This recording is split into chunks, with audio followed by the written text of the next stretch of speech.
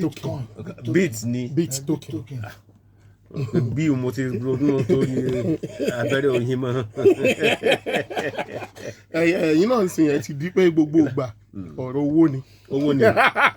Owó ni. Ṣé rí nǹkan kan ni mo fẹ́ fi sọ̀rọ̀ lónìí.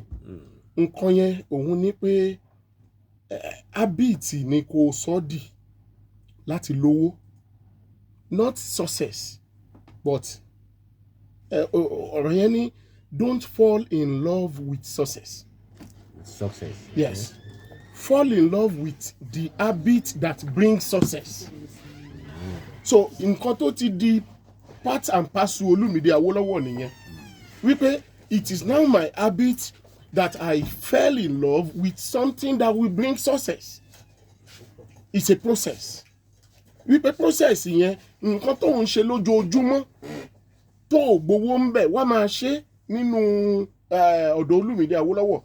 Ìdánilẹ́kọ̀ọ́ yẹn group yẹn ìdánilẹ́kọ̀ọ́ ló wà fún. Ibẹ̀ ló ti lè láǹfààní sí àwọn free links lóríṣiríṣi. Wọ́n tún fún mi ní update kan láyé alẹ́ àná. Mo ń ṣe fídíò ẹ̀ lọ́wọ́. Tí n bá ṣe fídíò ẹ̀ tán máa tún jù sínú group. Àwọn mẹ́mbà tún lọ wò ó, wọ́n á tún lọ ṣe bí mo ṣe kọ́ wọn. Ibi tí update yẹn tún dá dé, ó ti yé yín, kò lè lẹ́mìí bí token o. Bàbá gbogbo wọn ni bí token o. Ṣùgbọ́n òun ní payback inú. That is, iye iṣẹ́ tẹ́ bá ṣe, àwọn ilé iṣẹ́ yẹn á tún rà padà lọ́wọ́ yín.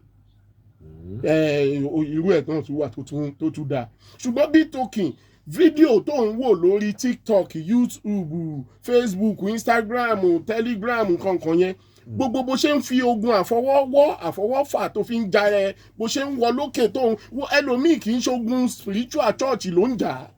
Ogun ara ẹ̀ ní nítorí pé a gbọ́ oríire akọtí ọ̀gbọ́n yìí sí kò ní take it serious. Ó ti yé yín, a wá máa follow àwọn sogúndogójì tó bá wá gbà tán a tún wá máa sọ pé irú ẹ̀ náà ni ẹ máa imagine kẹ́nìkan máa chat mi kó ní Mr. Awólọ́wọ̀ ṣé kíní site yẹn ṣó sì ń ṣiṣẹ́. Mo ní okay you are planning or you are waiting for it to crash àbí you go wait tire.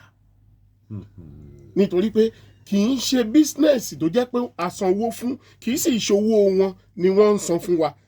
Àwa là ń jẹ́ kí wọ́n sanwó fún wọn as content creator. But gbogbo àwọn content creator tí wọ́n lọ ń wo fídíò wọn mélòó ló sanwó padà fún ẹ. Àwọn wá ní òkè o, inú owó tí YouTube àti Instagram kankan bá ń san fáwọn, àwọn á máa fún wa ní 35%.